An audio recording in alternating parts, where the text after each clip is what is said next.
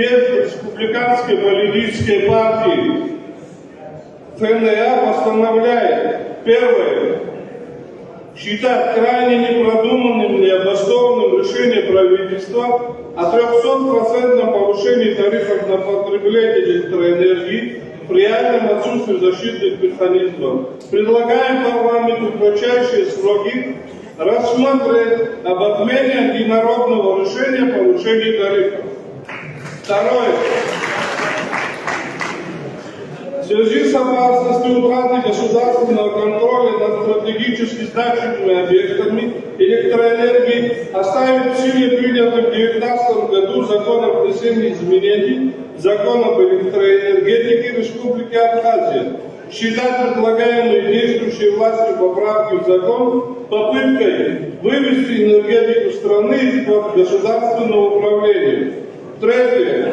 Расценить принятие решения об отмене правительственного постановления о запрете добычи криптовалют как провокационное и приведшее к правовому беспределу в сфере энергетики и энергетическому кризису в целом. Считать намерение правительства Абхазии по получению от Российской Федерации кредита в 1,5 миллиарда рублей еще одним непродуманным шагом, способным загнать нашу страну в очередную долговую яму по аналогии с железнодорожным кредитом, лежащим тяжким бременем на плечах налогоплательщиков.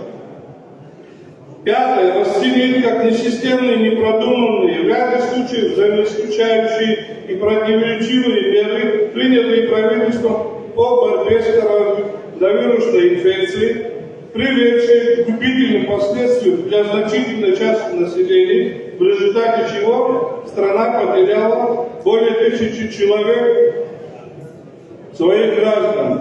В связи с грубыми ошибками, признанными, в том числе, это 6-й пункт, в том числе Генеральной прокуратурой, считаем необходимым президенту Абхазии отозвать из парламента проект соглашения о передаче в собственность Российской Федерации объектов Пицунской госдачи. Также в связи с опасными для страны экологическими, демографическими, градостроительными и иными последствиями отозвать законопроект о регулировании правового статуса партотеля и апартаментов.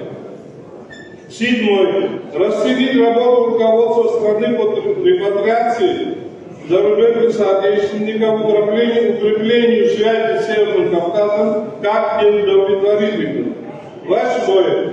В связи с тем, что руководство страны не в состоянии кардинально изменить ситуацию, исправлять свои ошибки, остановить процесс распродажи земель, привлекать к ответственности лиц, допустивших грубые просчеты и ошибки, повлекшие за собой ухудшение благосостояния общества, съезд считает, что исполнительная власть во главе с президентом не способна дальше управлять страной и предлагает добровольно уйти в отставку.